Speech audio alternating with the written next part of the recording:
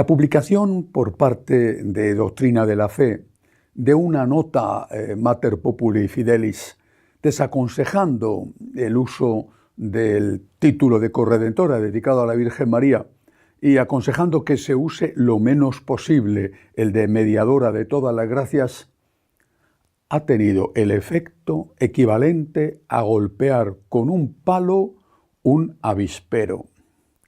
La reacción está siendo fortísima. Hay que preguntarse muchas cosas. ¿Por qué? ¿Y por qué ahora? Desde la publicación de Fiducia Supplicans no se había visto algo parecido, con la diferencia de que en esta ocasión está afectando y provocando el enfado de esa parte más sensible dentro del pueblo de Dios al amor a la Santísima Virgen. Además, hacía ya varios años que no se insistía en la publicación de un dogma sobre ambos títulos. Fue Benedicto XVI el que rechazó no los títulos, sino la publicación de un dogma sobre ellos, diciendo que no había llegado el momento, no negando su existencia, su utilidad, su realidad, sino diciendo el diálogo teológico no está lo suficientemente desarrollado y no ha llegado el momento. Por eso el hecho de que se haya publicado esta nota doctrinal y las consecuencias que está teniendo me suscita muchas preguntas. Y como suelen decir los judíos, y creo que tienen razón, muchas veces son más interesantes y sugerentes las preguntas que las respuestas. Voy a enumerar alguna de esas preguntas en este video. Primera, ¿a quién perjudica esta nota doctrinal? Si el Papa está intentando unir a la Iglesia, ¿beneficia esta nota a ese objetivo esencial, teniendo en cuenta que ha molestado mucho a los sectores más conservadores en un momento en que no era urgente publicarla? ¿Beneficia o perjudica al Santo Padre crear este malestar, siendo él quien en última instancia ha aprobado la publicación de la nota? ¿A quién está perjudicando? Hay que hacerse esta pregunta. ¿Contra quién se está dirigiendo el enfado de los que rechazan el documento? ¿Contra el cardenal Fernández o contra el pontífice? ¿Se tuvo en cuenta esto? ¿Es que esto es lo que se buscaba? Estoy preguntando. ¿Es esto lo que se buscaba con un documento que podía perfectamente no haber sido publicado, pues no era urgente? Segunda pregunta. ¿Los dos títulos perjudican el diálogo ecuménico? La nota argumenta que ambos títulos, sobre todo el de corredentora, dañarían el diálogo ecuménico. ¿Se puede honestamente afirmar eso cuando los anglicanos acaban de nombrar una mujer como primada de su comunidad eclesial, provocando la marcha del 80% de sus fieles? ¿No son ellos los que están alejándose a marchas forzadas de la comunión? Y con los ortodoxos, ¿puede Doctrina de la Fe tener el valor de decir que esto perjudica el diálogo con ellos? ¿No fue la publicación de Fiducia Supplicans por ese mismo dicasterio la que hizo a los ortodoxos romper el diálogo, como varias veces ha dicho el cardenal Koch? ¿Es el ecumenismo un motivo o una excusa? Estoy preguntando. Tercera, ¿crean confusión las dos notas y por ello no es conveniente su uso porque habría que estar dando explicaciones continuamente? Esto es lo que se afirma, que ambos títulos crearían confusión y habría que estar dando explicaciones continuamente. Todos los dogmas de fe, sin excepción, han sido proclamados no solo para poner fin a discusiones y a confusiones, sino después de mucho tiempo de luchas teológicas, a veces incluso violentas. No se ha proclamado como dogma nada en lo que todos estuvieran de acuerdo, porque eso no necesitaba ser defendido. La fe en un solo Dios, por ejemplo, no fue negada por ningún hereje. Entonces, ¿por qué querer cerrar el debate teológico con una sentencia como esta? Los debates se han cerrado con la publicación de dogmas. Ha habido muchas discusiones, siglos incluso de debates, por ejemplo, lo que precedió al dogma de la Inmaculada y cómo fue la familia franciscana la que se tomó a gala defenderla, enfrentándose incluso con quizá el mayor teólogo de los tiempos, que fue Santo Tomás de Aquino. Los debates se han cerrado con la publicación de dogmas. Pretende ser un nuevo dogma de fe, que María no es corredentora ni mediadora, y así acabar con el debate sobre estos títulos. Al prohibir el debate por decir que no se debe hablar o que se desaconseja o se aconseja hacerlo lo menos posible, ¿es que se está convirtiendo esta nota en un dogma de fe? Si estuviéramos ante un nuevo dogma, ¿no se debería haber consultado al menos al episcopado mundial? Además, ¿acaso no ha habido que dar explicaciones y es necesario seguir haciéndolo sobre todos los dogmas de fe, como por ejemplo el de la doble naturaleza de Cristo en una única persona, la divina, o sobre la transustanciación, o sobre el juicio final y la vida eterna, oyendo a los dogmas marianos sobre la asunción de María en cuerpo y alma a los cielos, o sobre su inmaculada concepción? El que haya que dar explicaciones para aclarar el significado de los dogmas, ¿es motivo suficiente para no publicarlos? ¿Se podría haber publicado alguno en ese caso? Si no fuera necesario dar explicaciones para que el pueblo lo entendiera. Cuarta pregunta. ¿Por qué se han minusvalorado las afirmaciones de tantos santos y papas a favor de los dos títulos cuestionados? Aunque la nota doctrinal reconoce que ambos títulos han sido defendidos y utilizados por muchos santos, doctores de la Iglesia y papas, se considera que no es suficiente para justificar su uso. Sin embargo, ¿por qué se ha omitido un texto bíblico que es palabra de Dios y que es mucho más audaz y perturbador que el de corredentora? Me refiero a San Pablo y a Colosenses 1:24. Esta es la cita. Ahora me gozo en lo que padezco por ustedes y completo en mi propia carne lo que falta en las tribulaciones de Cristo a favor de su cuerpo, que es la Iglesia. Lo que falta de las tribulaciones de Cristo. ¿Sería condenado San Pablo por afirmar que falta algo a lo que hizo el Señor muriendo en la cruz para salvarnos y que Él, con su propio sufrimiento, lo está completando?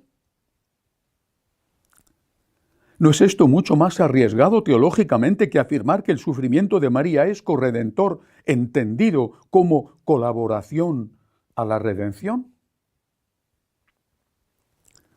Para poder contestar a esas preguntas creo que es necesario explicar el doble objetivo que tienen todos los dogmas. El primero es afirmar una verdad de fe y zanjar las discusiones. Cristo es verdadero Dios, Cristo es verdadero hombre. Hemos terminado con las discusiones. Concilio que vamos ahora a conmemorar, el 1700 aniversario concilio de Nicea. El segundo, mostrar una enseñanza necesaria para la vida de los fieles y para su salvación.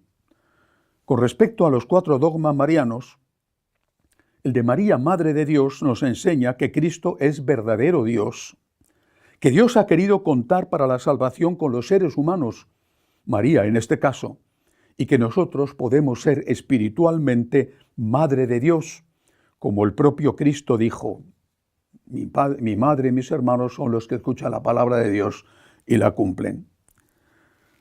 El dogma de la virginidad perpetua de María no solo afirma que Jesús fue hijo y único hijo de ella y del Espíritu Santo, sino también nos ayuda a entender el valor de la virginidad, tan importante en una época dominada por la lujuria y sometida al vicio de la pornografía.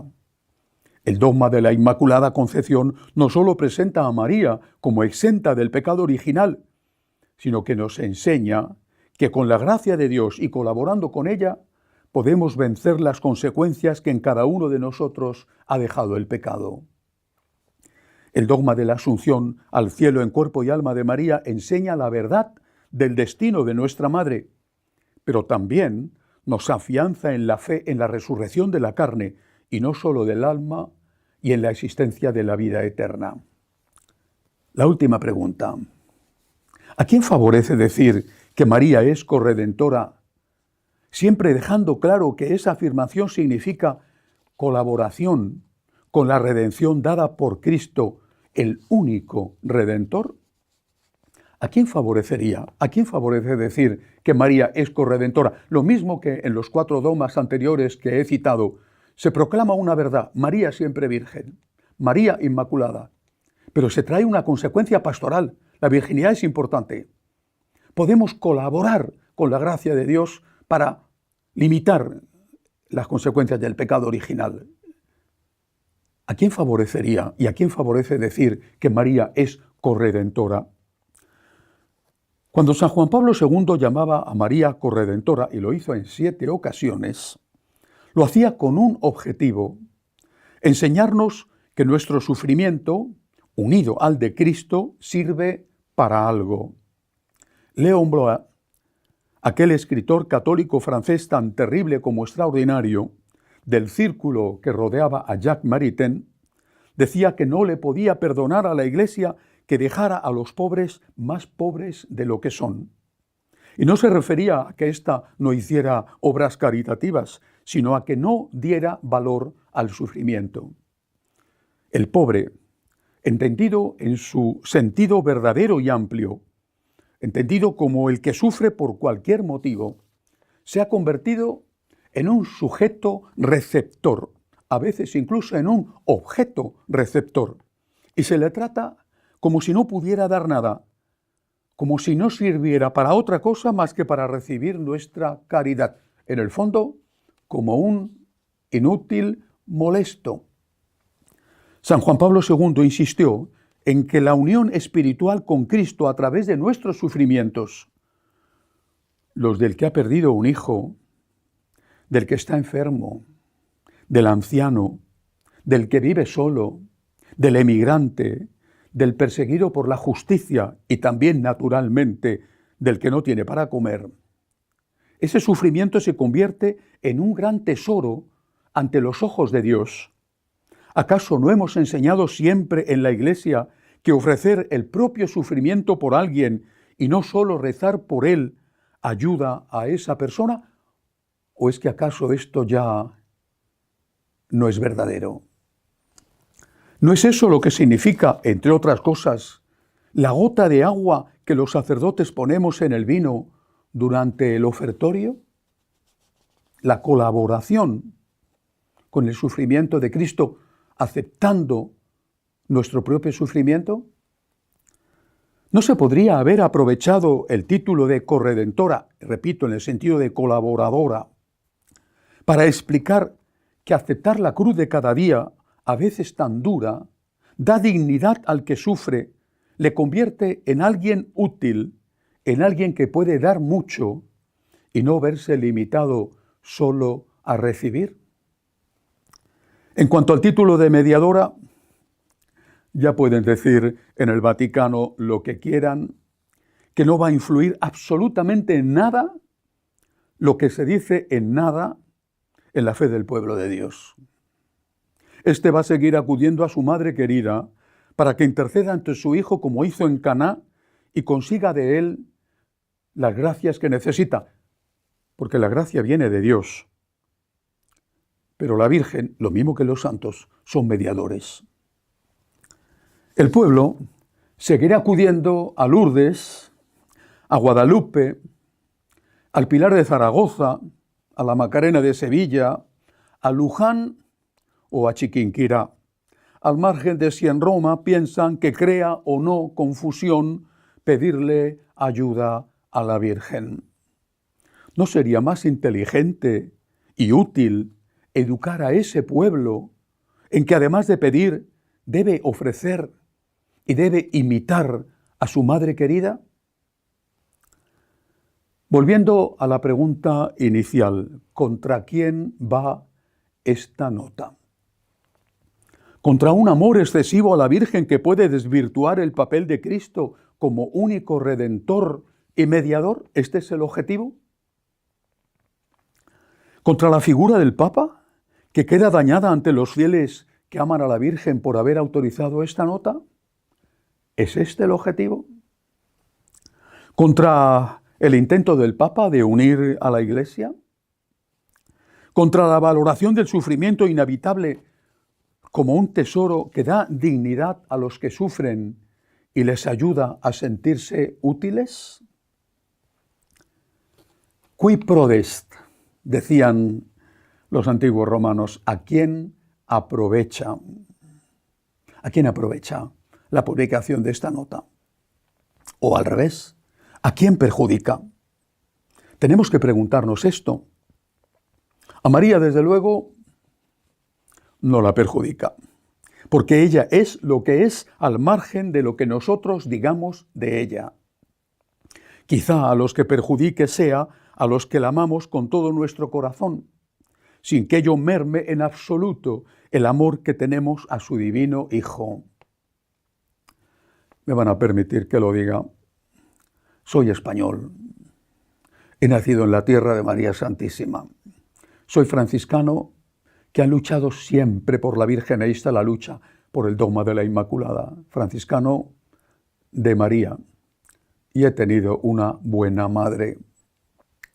Me es imposible no amar a la Virgen.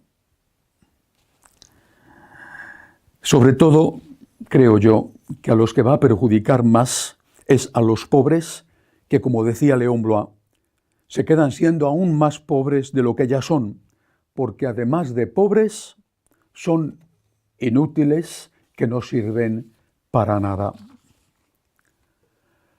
Recemos, porque haya paz en la Iglesia, por no crear polémicas inútiles que la dividen.